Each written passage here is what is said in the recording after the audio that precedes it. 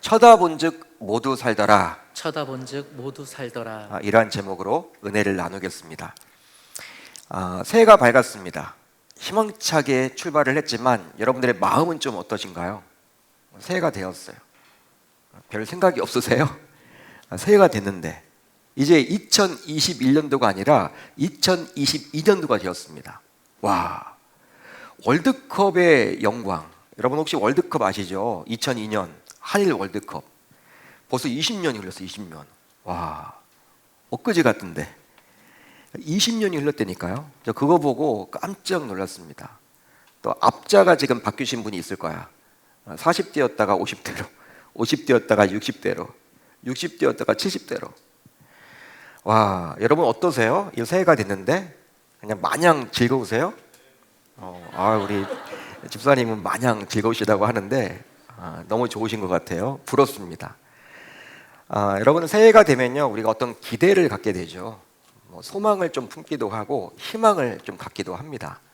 그렇지만 2년 정도 지속되는 이 코로나19 팬데믹으로 인해서 우리의 마음은 그냥 무겁기만 하는 것 같아요. 우리의 마음을 시원케 하는 건 없는 것 같아. 언론 보도를 통해서 보더라도 온갖 부정적인 뉴스들 뿐이죠. 경제가 어렵더라, 물가가 오른다더라, 세금이 막 폭발적으로 증가한다라더라, 또 실업이 증가하고 또 직장도 만만치 않을 것 같고 정치를 보면 짜증만 나고 힘들고 어렵고 누구를 뽑아야 돼. 이건 뭐야?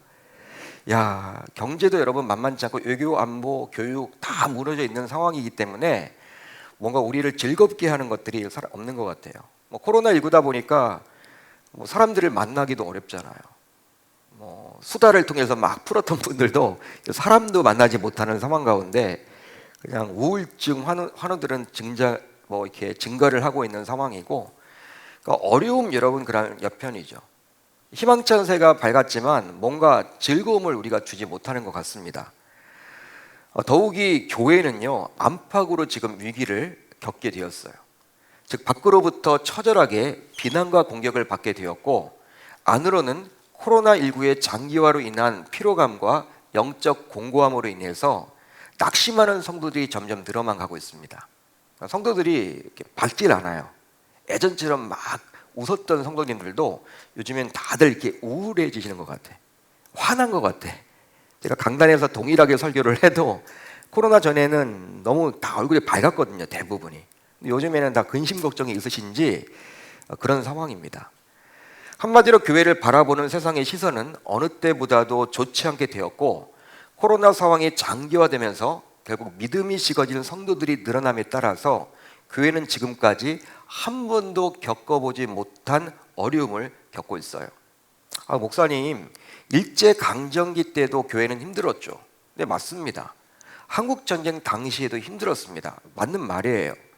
그렇지만 일제시대나 일제강점기나 이 한국전쟁 당시에는요 외부적인 핍박은 있었죠. 당연히 공산당이 핍박을 하고 일본 제국주의가 핍박을 하고 신사참배를 강요하고, 교회 외부적으로는 교회가 너무 힘들었어요. 심한 박해를 당했습니다. 그렇지만 교회 내에서는요 오히려 신앙으로 똘똘 뭉쳤어요. 오히려 모이려고 몸부림을 쳤단 말이에요. 그때는 모이면 죽어요. 그렇지만 모였단 말이에요. 심지어는 부흥까지 일어났습니다. 몇몇 교회에서는. 여러분 한국전쟁 이후에 한국교회가 폭발적으로 막 부흥했죠. 그런 것들을 우리는 다 기억을 하고 있어요. 근데 요즘은 어떻습니까? 코로나19는요 일제강점기보다도 한국전쟁보다도 이 보릿고개 시절보다도 교회적으로는 더 위기예요. 왜냐하면 내부적으로도 지금 힘들어졌어요. 신앙이 식어지는 성도님들이 점점 늘어만 가고 있습니다. 밖에서는 우리들을 비난하고 있죠. 그렇기 때문에 어떤 의미에서는 코로나19가 이러한 한국전쟁이나 그러한 일제강점기보다도 더 힘들게 우리를 하고 있다라고 볼 수 있습니다. 신자의 그러한 관점에서는 그리 한다라는 거예요. 하지만 그동안 한국교회는 얼마나 커다란 부흥과 성장을 경험해 왔습니까? 한국에 기독교가 들어온 지 약 130년밖에 되지 않았지만 어느덧 기독교는 최대 종교로 자리를 잡았습니다. 보통 한국 기독교 역사를요 1885년 아펜젤러 선교사님과 언더우드 선교사님이 인천 제물포항에 딱 입항을 했을 때부터 치거든요. 1885년 부활주일에 딱 입항을 했습니다. 딱 입국을 했어요. 그 두 선교사님이. 그때부터 한국 기독교의 역사가 시작된다라고 대부분들 이야기를 한단 말이에요. 그러면 딱 137년 되었습니다. 137년이라는 것은 긴 세월이 아니에요. 기독교 역사에 있어서는. 한국에 들어왔습니다. 짧죠. 그런데 모든 종교보다도 한국 기독교는요, 지금 한국에 있어서 최대 종교로 자리 잡았어. 불자보다도 훨씬 많습니다. 그러니까 불교로 묻는 신자보다도 훨씬 많아요. 수백 년 동안, 수천 년 동안 믿어왔던 불교, 그것보다도 기독교 인구가 더 많아졌어요. 또 카톨릭보다도 많습니다. 또 어느덧 사회 주류층이 되었어요. 뭐 정치, 경제, 사회, 교회 다니는 사람이 얼마나 많은지 몰라요. 자칭 크리스찬들이 얼마나 많은지 모릅니다. 그러다 보니까 이제 대통령이 되려는 사람들은요, 이제 큰 교회를 한 번씩 가야 돼. 그래서 언론에서 찍혀야 돼. 아, 누구 교인이나 보다. 교회를 방문했구나. 뭐 이런 식이죠. 여러분, 그렇지만 이렇게 힘도 있고 뭔가 다 할 수 있는 이런 때 코로나19가 한국 교회에 위기를 가져다 주었습니다. 그런 상황 속에서. 그런데요, 현재 한국 교회가 겪고 있는 위기를 오늘 본문 안에서도 동일하게 만나볼 수가 있다는 거예요. 한국 교회는 지금 위기죠. 생존의 위기를 겪게 되었습니다. 지난 2년 동안 6만 교회 가운데 10,000개의 교회가 사라졌어요. 대부분 작은 교회였겠지만 교회 건물은 그대로 있어. 예배를 드리지 않는다는 거예요. 10,000개 교회가 지금 사라졌습니다. 코로나 상황이 지속되면 지속될수록 이것은 점점 숫자가 늘 것만 같은 그런 안타까운 상황에 처하게 있죠. 오늘 말씀을 보게 되면요, 바로 이스라엘 백성들이 불뱀에 물려서 죽게 되었습니다. 동일해요. 즉 이스라엘 백성들은 살고 죽는 위기 속에 내몰리게 되었다는 거예요. 마치 한국 교회처럼 말입니다. 자, 오늘 말씀 6절을 볼까요? 이렇게 기록이 되어 있죠. 한번 같이 읽어봅니다. 시작. 여호와께서 불뱀들을 백성 중에 보내어 백성을 물게 하심으로 이스라엘 백성 중에 죽은 자가 많은지라. 여러분, 불뱀에 물려서 몇 명이 죽었다라고 나와 있지 않아요. 성경은 디테일하지 않습니까? 어떤 전쟁을 벌어지더라도 몇 명 죽었다, 몇 명 전쟁에 참여했다, 아주 정확하게 나와 있는데 오늘 말씀 보게 되면 몇 명이 불뱀에 물려서 죽었다라고 나와 있지 않아요. 그렇지만 많은 숫자가 죽었다라고 나와 있습니다. 이 말은 무엇이냐면 시간이 흘러가면서 더 많은 희생자가 생길 수도 있음을 저와 여러분들에게 알려주는 것이죠. 그렇다면 당시 왜 이스라엘 백성들은 불뱀에 물려서 죽게 되었을까요? 바로 이스라엘 백성들이 하나님을 원망하는 범죄를 저질렀기에 그 결과 이스라엘 백성들은 하나님의 징계로 인해 불뱀에 물려서 죽게 된 것입니다. 다른 게 아니에요. 원망하는 범죄를 저질렀기 때문에 하나님께서 심판의 차원에서 불뱀을 보내사 그 불뱀에 물려 죽게 된 거예요. 그러면 이스라엘 백성들이 하나님을 원망했던 이유는 과연 뭘까요? 그 이유를 알아야만 하겠죠. 자, 오늘 말씀 4절을 볼까요? 이렇게 기록이 되어 있죠. 백성이 호르산에서 출발하여 홍해길을 따라 에돔 땅의 땅을 우회하려 하였다가 길로 말미암아 백성의 마음이 상하니라. 여기 나와 있는 백성의 마음이 상했다. 상했다라는 단어는 원어를 보게 되면 초조함이 극에 달았다, 이런 말이에요. 한마디로 이제 어떤 뜻이냐면 에돔적을 통과하면요, 가고자 하는 목적지까지 쉽게 갈 수 있어요. 근데 그 길로 가지 않고 어떻게 되었습니까? 홍해 바닷길을 따라서 멀리 돌아서 가야 했기 때문에 초조한 나머지 하나님을 원망하게 되었다, 이런 말이죠. 여러분, 그렇다면 사람은 누구나 지름길을 원하지 돌아가는 것을 원하지 않기 때문에 이스라엘 백성들이 좀 이해가 가는 면이 있죠. 여러분, 그럴 수도 있을 거라고 생각이 들지 않습니까? 지금 광야 생활입니다. 광야 생활. 누구나 광야 생활은 하루빨리 청산하기를 원하기 때문에 되도록이면, 기왕이면 길을 가는데 목적지에 도착할 때 빠른 길을 가기 원하잖아요. 우리가 여러분 부산을 갈 때에도 멀리 여러분 돌아가는 사람은 없어요. 되도록이면 내비게이션을 쳐보고 어떻게 하면 빠른 길로 갈 것인가. 좀 돈을 지불하더라도 여러분 멀리 돌아서 국도로 가는 분 거의 못 봤어요. 뭐 본인이 여러분 시간이 남아가지고 국도를 갈 수도 있겠지만 대부분은 다 고속도로를 타죠. 고속도로를 타서 또 대구에서 부산 가는 또 민자도로를 타서 돈은 더 들더라도 빨리 가려고 대부분의 사람들이 생각을 합니다. 여러분, 그렇기 때문에 오늘 말씀을 보게 되면 이스라엘 백성들의 마음이 뭐 그럴 수도 있겠다라고 생각이 되어져요. 하지만 민수기 20장을 보셔야 돼. 민수기 20장을 보게 되면요, 에돔이란 나라가 이스라엘 백성들이 자국 영토 통과하는 것을 거절했습니다. 에돔을 통과하면 좋아. 그게 여러분 최상이야. 그러면 금방 갈 수 있어. 그런데 에돔의 왕이 거부하는 거예요. 자국 영토에 들어와서 이스라엘 백성들이 지나가는 것을 원하지 아니했습니다. 따라서 이스라엘 백성들을 당시 이끌었던 모세라는 지도자는 조금 멀리 우회하는 방법을 택했던 거예요. 그렇다고 해서 여러분 전쟁할 수는 없잖아요. 돌아가는 게 낫지. 지도자였던 모세가 그렇게 생각을 한 거예요. 그런데 이 모든 돌아가는 상황을 모를 리가 없었던 이스라엘 백성들은 하나님과 모세를 원망하고 있는 것이죠. 알았는데도 불구하고, 모르지 않았는데도 불구하고 어떻게 해서 지금 돌아가게 되었는지를 다 알면서도 하나님을 원망하고 있습니다. 이것이 문제가 큰 거예요. 그런데요, 이 불평 사건이 특별히 인상적인 것이 있습니다. 그것이 바로 무엇이냐면 앞에서 다룬 승리의 이야기 직후에 일어났기 때문이죠. 자, 여러분들이 가지고 있는 성경 1절로 3절을 잘 보세요.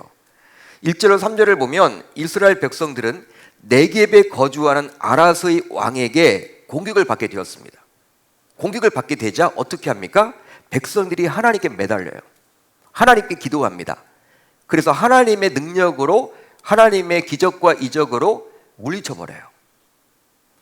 한마디로 하나님께 기도함으로 하나님께서 이스라엘 백성들로 하여금 전쟁에서 승리를 거두도록 해주신 것이죠. 따라서 당시 이스라엘 백성들의 입장에서는 하나님과의 관계에 아무런 문제가 없었음을 알 수가 있습니다. 아주 문제가 좋았다라는 거예요. 문제가 생겼을 때 어떻게 했습니까? 하나님께 매달렸죠. 그래서 그 기도 응답으로 전쟁에서 승리를 거두었어요. 그런 상황 가운데 불평 사건이 나타납니다. 원망 사건이 나타났다는 거예요.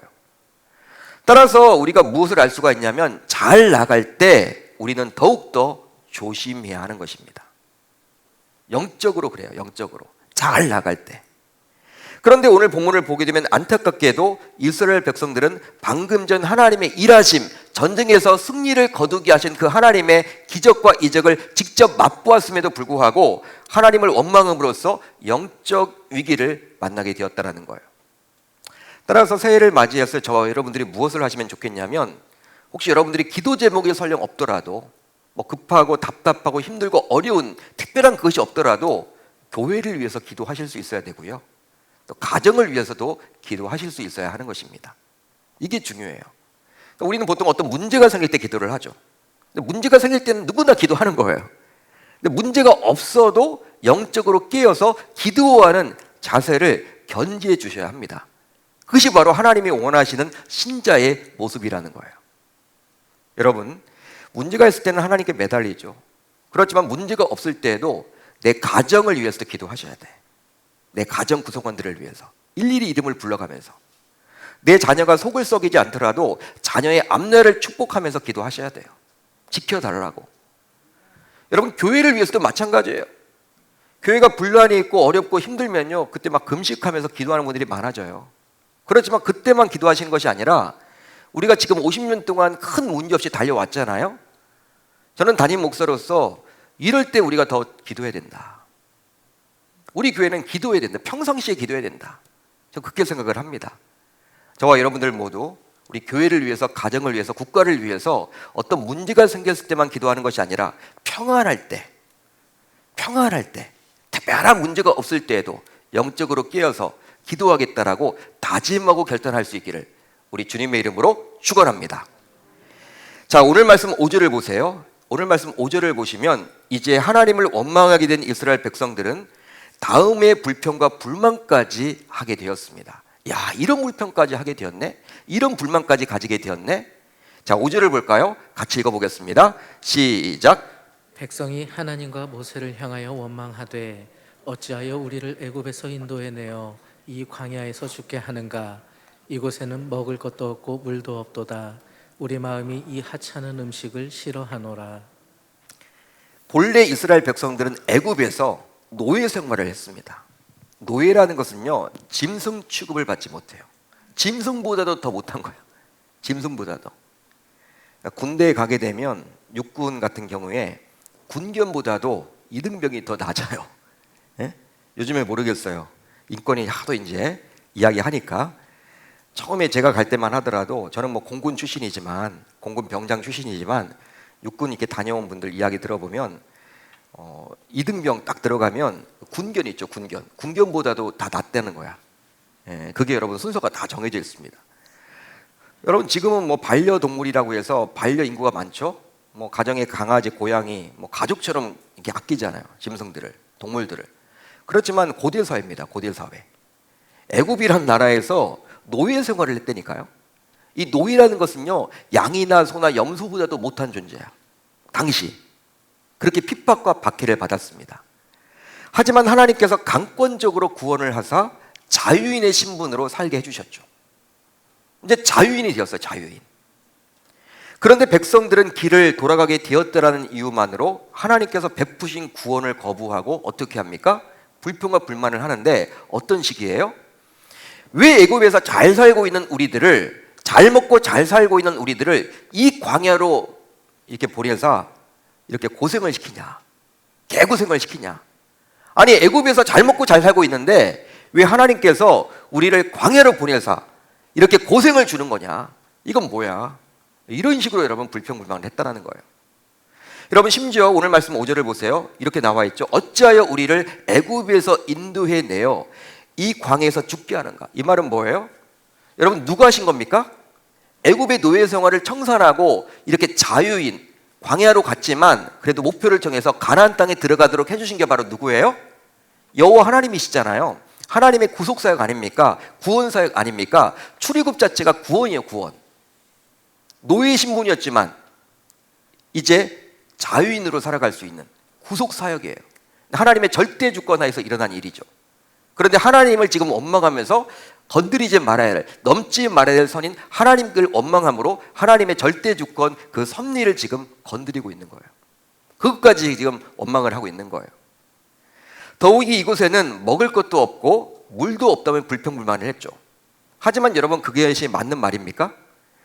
여러분 이런 백성들의 주장이 사실인가요? 여러분 어떻게 생각하십니까? 그들이 지금 먹는 물이 없고 마실 물이 없고 먹을 것이 없다라고 이야기를 하고 있어요. 5절을 보게 되면. 근데 이 말이 과연 맞는 말이냐는 거야. 한번 팩트를 체크해 보겠습니다. 실제로 이스라엘 백성들에게 하나님께서 매일 만나를 주셨죠. 먹을 것을 내려주셨어요. 하늘에서. 또 힘에 부칠 때는 고기가 필요할 때는 메추라기를 주셨습니다. 그리고 물이 필요할 때는 반석에서 물을 주셨어요. 안반수를 주셨어요. 안반수. 예? 반석에서. 얼마나 깨끗한 물. 광야인데 시원한 물을 주셨어요. 즉 그렇기 때문에 무려 40년 동안 광야 생활을 해올 수가 있었던 거예요. 여러분 40년 동안 자신이 혼자 먹고 사는 문제를 다 해결해야 된다. 쉽지 않아요. 그렇지만 이제 그 40년 동안 지도자를 따라서 하나님의 백성으로서 따라가기만 하면 돼. 먹고 사는 문제는 하나님이 다 해결해 주셨어요. 먹을 것도 주셨고 마실 것도 주셨고 고기가 필요할 때도 다 주셨단 말이에요. 근데 백성들은 이것을 기억하지 못하고 어떻게 합니까? 당장 길을 돌아가겠다라는 이유, 불편하게 되었다라는 그 이유만으로 하나님을 원망하는 범죄를 저지르고 있는 것이죠. 그러니까 받았던 그 은혜는 다 잊어버린 거야. 40년 동안. 40년 동안 먹이고 입히고 출애굽시켜주고 다 했던 그것을 지금 잠시 길을 돌아가서 불편하게 했다는 이것 때문에 그 손해보기 싫어서 지금 원망하고 있다는 것입니다. 실제로 시편 78편을 보게 되면 이스라엘 백성들이 불평하는 원인을 말해주고 있어요. 여러 가지가 있겠죠. 백성들이 왜 불평할까요? 신자들이 왜 불평, 불만, 원망을 하게 될까요? 여러 가지가 이유가 있겠지만 시편 기자는 대표적으로 하나님께서 자신들을 위해 행하신 기적을 잃어버렸다라고 말씀해주고 있어요. 여호와께서 행하신 것과 그들에게 보이신 그의 기이한 일을 잊었도다. 잃어버렸다는 거예요. 망각했다는 거예요. 기억지 못했다는 거예요. 지금 그것 때문에 하나님을 원망하게 되었다라고 시편 기자는 말해줍니다. 즉 그동안 하나님께서 베풀어 주셨던 기적과 이적과 은혜를 이스라엘 백성들이 잊어버렸기 때문에 그들은 결국 불평하게 되었다라고 시편 기자는 진단해주고 있는 거예요. 지금도 마찬가지죠. 받은 그 은혜를 잊어요, 우리는. 그리고 주시지 않았다는 그것 때문에 하나님을 원망합니다. 대부분이 그래요. 그렇습니다. 실제로 어떤 위기로 인해서 자신에게 실질적인 손해가 닥치거나 또 자신이 어려움을 만나게 되면 신자지만 지금까지 베풀어 주셨던 그 많은 하나님의 은혜를 모두 잊고 구원의 하나님을 원망하며 심지어 구원을 거절하려고 하는 분들도 있어요. 구원을 거절한다는 것은 하나님을 떠나는 분들이에요. 하나님 안 계시나 보다. 내 기도 제목에 응답도 주시지 않네. 뭐 이런 식이죠. 근데 이미 많이 주셨거든. 지금까지 받아 누리는 것은 생각지 못하는 거예요. 그런데 내 앞에 당장 이 문제가 해결되지 못했다고 해서 마치 하나님이 안 계신 것처럼 이야기하는 분들이 있다는 거예요. 바로 하나님께서 부어주신 그 은혜가 하찮게 여겨질 때가 많이 있다는 것입니다. 저와 여러분들 삶 속에서. 그런데요, 그래서는 정말로 아니 돼요. 왜냐하면 하나님께서 부어주신 그 은혜가 하찮게 여겨지게 될 때 사탄 마귀는 그 기회를 놓치지 않고 우리의 영혼을 삼키려 하기 때문입니다. 그렇게 되면 결국 영적 위기를 만나게 돼요. 따라서 우리는 구원의 감격과 은혜를 항상 기억하며 살아내야 할 줄로 믿습니다. 믿습니다. 너무 중요해요. 실제로 코로나 상황이 지속되면서 왜 우리의 믿음이 식어지게 되었을까요? 여러분, 우리의 믿음이 왜 식어졌을까요? 다른 게 아닙니다, 여러분. 다른 이유가 없어요. 바로 코로나 상황으로 인해서 예배에 집중하지 못하다 보니 그런 여러분 구조로 가고 있죠. 예배에 집중하지 못하게 되는 그런 상황에 놓이다 보니 하나님으로부터 받았던 구원의 감격과 은혜를 잊어버렸기 때문이에요. 예배를 통해서 우리는 무엇을 하는 것입니까? 하나님을 만나는 시간이죠. 하나님께 감사를 드리는 거예요. 예배는 다른 게 아닙니다. 감사가 꼭 들어가 있어요.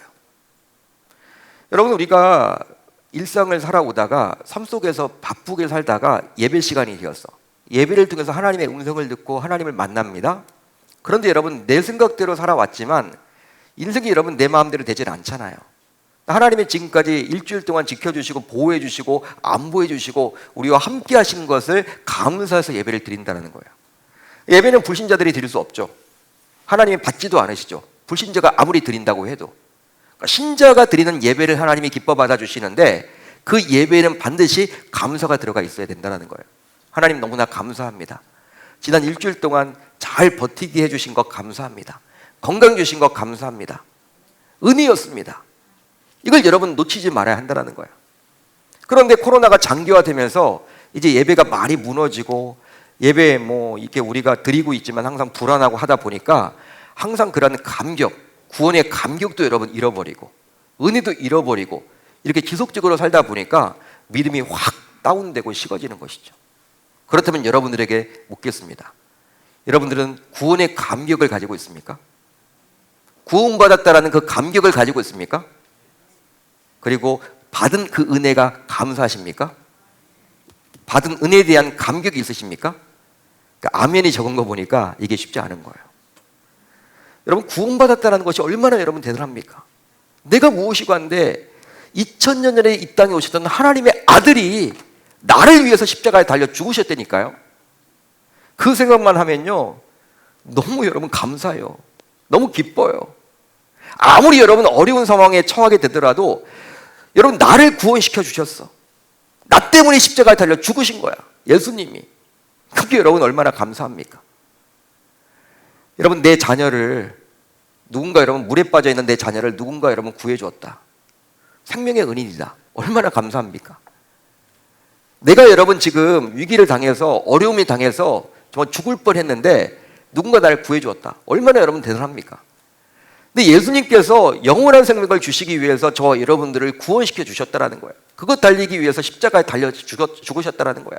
이 땅에 오신 목적이 저와 여러분들, 나를 구원하기 위해서 십자가를 지기 위해서 오셨다라는 그 사실, 그게 구원의 감격인데 여러분 이 예배를 통해서 그런 구원의 감격이 있어야 하는 거예요.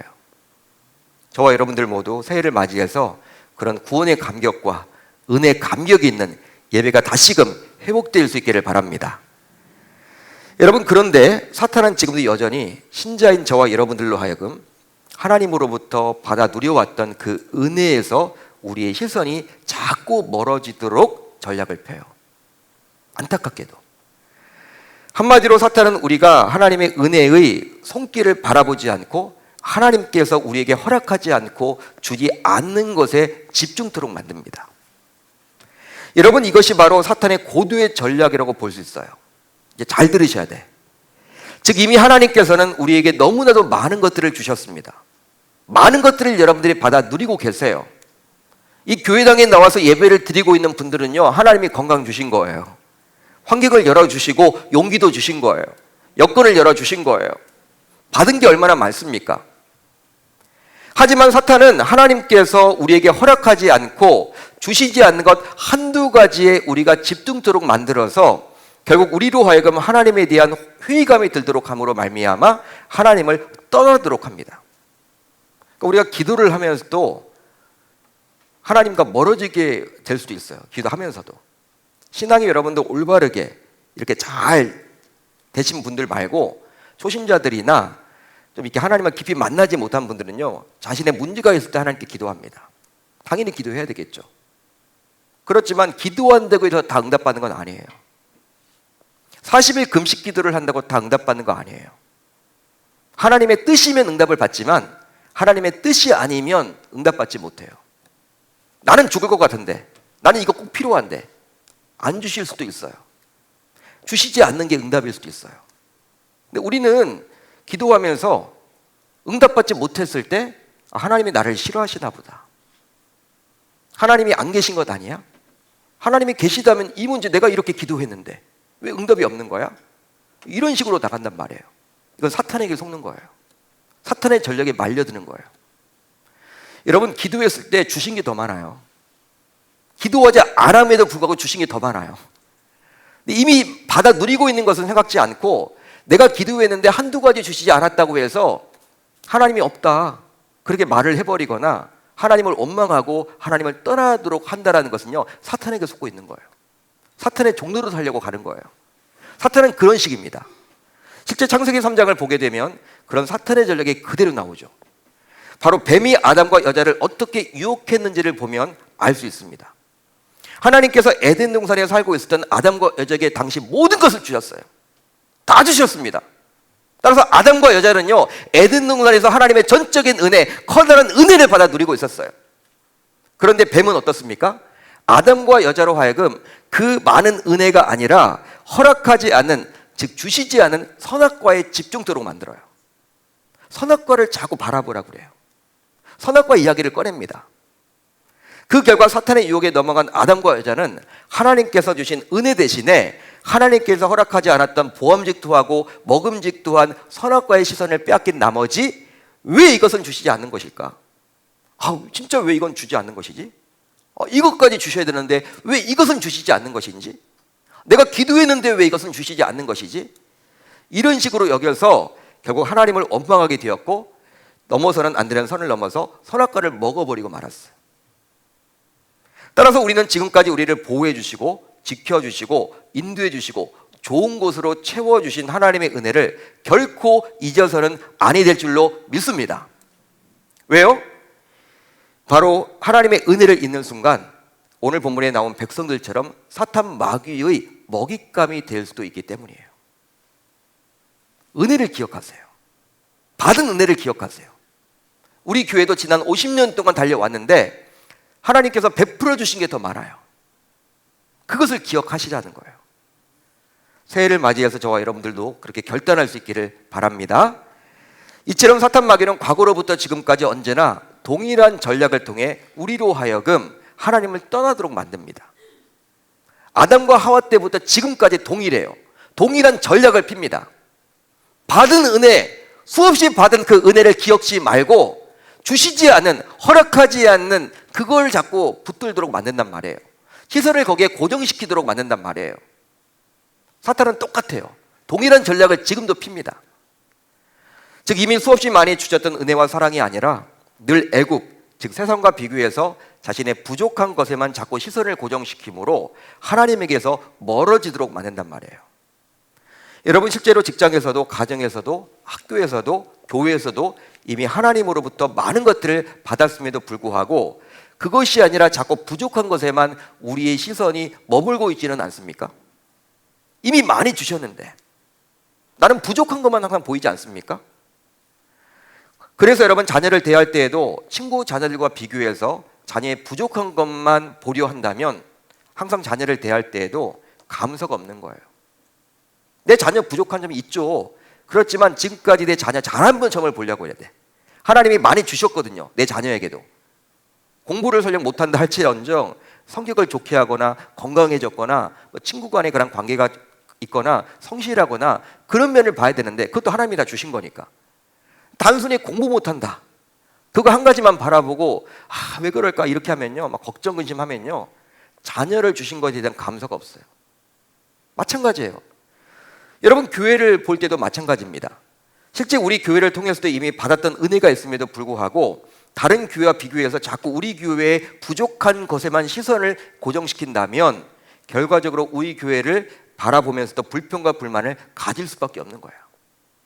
왜 교회가 그래? 여러분 지상에 완벽한 교회가 어디 있습니까?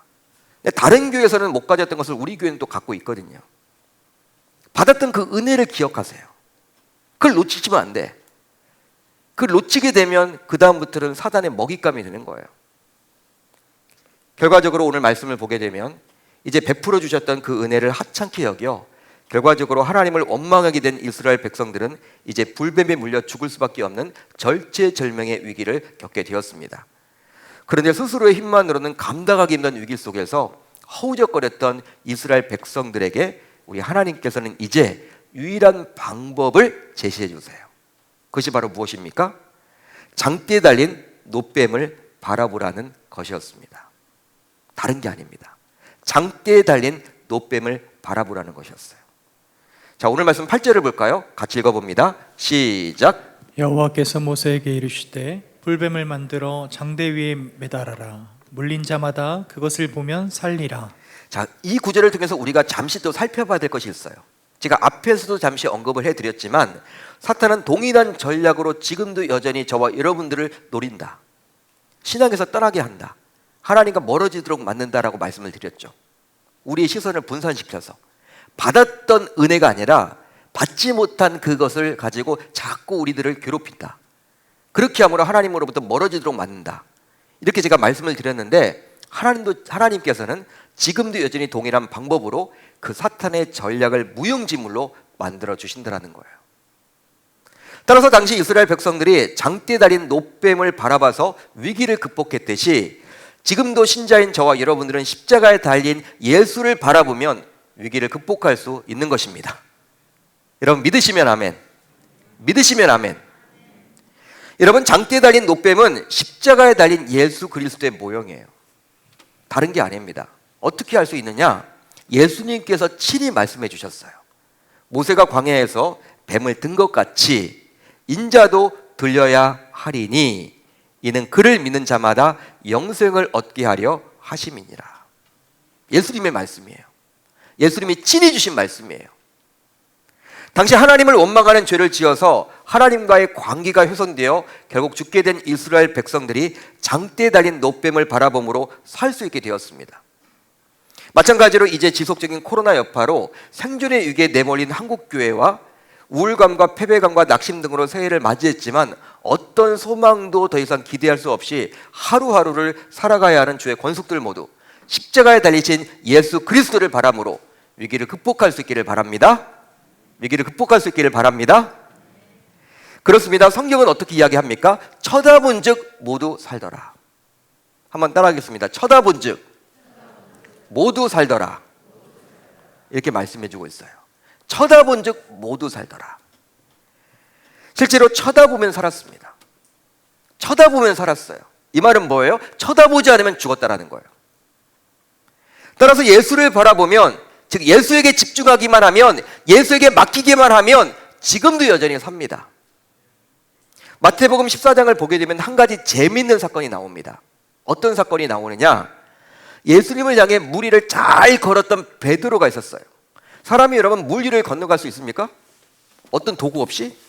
어떤 배도 없이? 말이 안 되는 거죠. 이거는 우리 이성으로는 여러분 불가능한 일이 벌어진 거예요. 근데 베드로가 그렇게 했다니까요. 그런데 물 위를 갑자기 잘 걸었던 베드로가 갑자기 물에 빠지게 되었어요. 왜 그랬을까요? 왜 그런 일이 벌어졌을까요? 무리를 걷다가 처음부터 못 걸었으면 몰라도 잘 걷다가 빠졌어. 왜 그런 일이 벌어졌습니까? 바람이 세게 불어서 파도가 더 높아진 것입니까?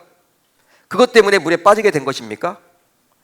그것이 아니라면 갑자기 비라도 내리게 되어서 물에 빠지게 된 것입니까? 어떻게 설명할래요? 성경은 그 이유를 다음과 같이 기록을 해주고 있죠. 바람을 보고 무서워 빠져가는지라. 바람을 봤다라는 거예요. 바람을 봤다라는 거예요. 예수님만을 바라볼 때는, 두 눈을 가지고 예수님만을 지켜보고 바라볼 때는 무리를 건너갔습니다. 한쪽 눈으로는 예수님을 바라보고 한쪽으로는 바람을 봤을 때는 어떻게 해요? 가라앉았어요. 그 말이에요. 한마디로 상황이 더 나빠지거나 어려워져서 물에 빠지게 된 것이 아니라 오직 예수만을 바라보지 못하고 바람을 보게 되자 결국 물에 빠지게 된 것이죠. 이 말은 어떻게 해석이 되느냐? 예수에게 집중했을 때에는 무리를 걷는 정말 놀라운 능력까지 맛보았지만 다른 주변 상황에 집중하게 되자 그 대단한 능력을 상실하게 된 거예요. 우리가 여러분 은혜를 받았다가도 항상 여러분 성령 충만한 것이 아니잖아요. 항상 여러분 성령 충만하면 항상 우리의 두 시선이 예수님에게 가 있어야 돼요.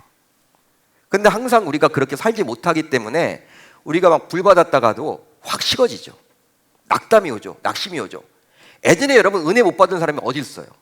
다 은혜 받은 것 때문에 지금도 나오고 있는 거죠.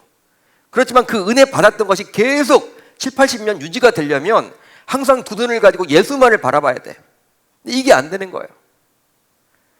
따라서 우리 삶의 문제는 각각의 상황과 처지와 여건과 형편이 모두 다르게 다양할 수밖에 없지만 그것들의 답은 오직 하나인데 바로 예수 그리스도이십니다. 그러기에 아무리 절체절명의 위기, 생존의 위기를 만나게 되더라도 예수에게 집중하면 살아요. 예수에게 맡기면 삽니다.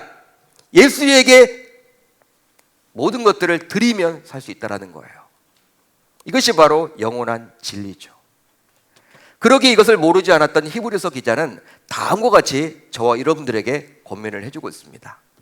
믿음의 주요 또 온전하게 하시는 이인 예수를 바라보자. 그는 그 앞에 있는 기쁨을 위하여 십자가를 참으사 부끄러움을 개의치 아니하시더니 하나님 보좌 우편에 앉으셨느니라. 할렐루야, 할렐루야. 예수를 바라보자. 예수를 바라보라는 거예요. 그리하면 삽니다. 여러분 오늘 말씀 보게 되면요, 장대에 달린 노뱀을 바라보면 산다.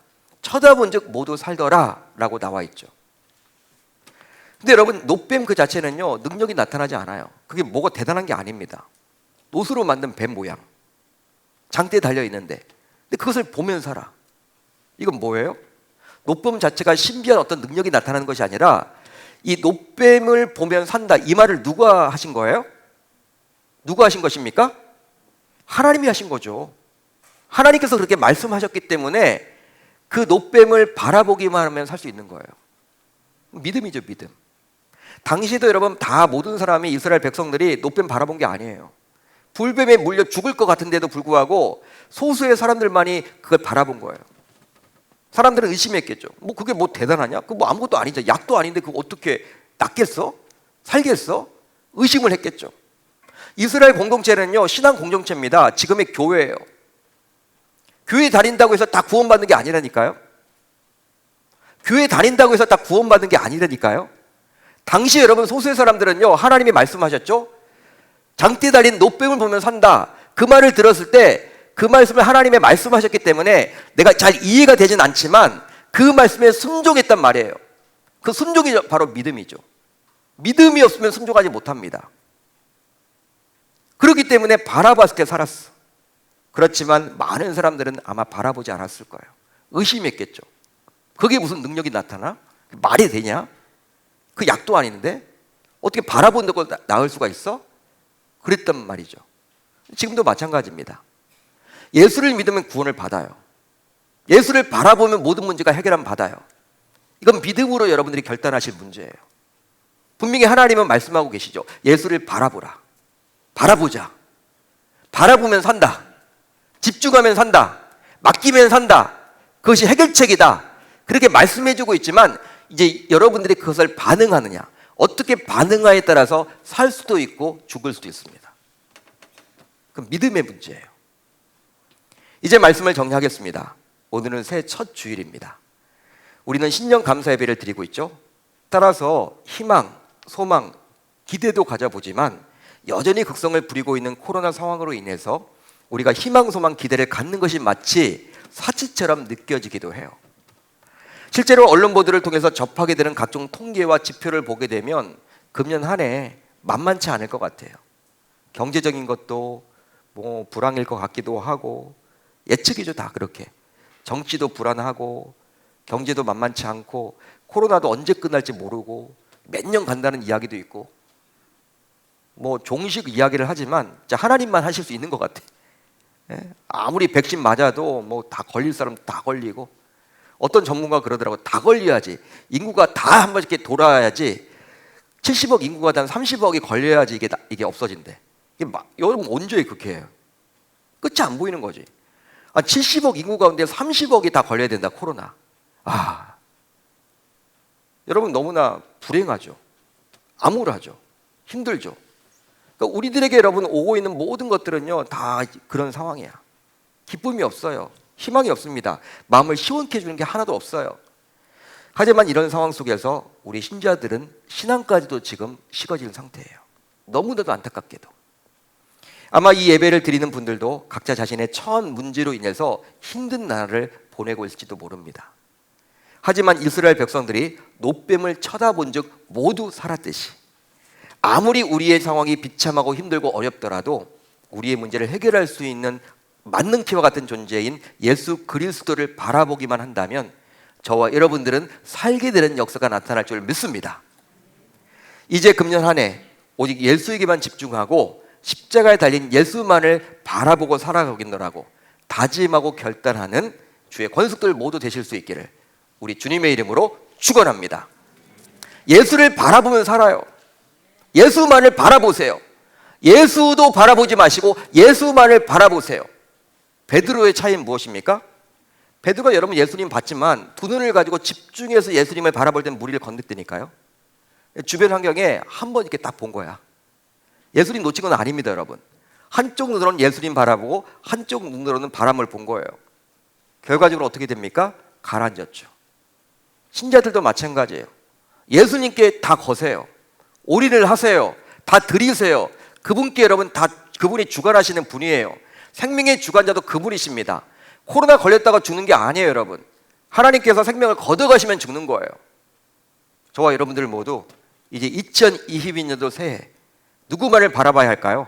오직 예수만을 바라보겠다라고 결단하고 다짐하는 주의 권속들이 다 되셔서 이 어렵고 힘들고 암울하고 어려운 뭐 되는 일도 없고 참 참울하고 답답한 이러한 현실 속에서도 예수만을 바라보셔서 승리를 거둘 수 있는 저와 여러분들이 다 되실 수 있기를 우리 주님의 이름으로 축원합니다. 축원합니다.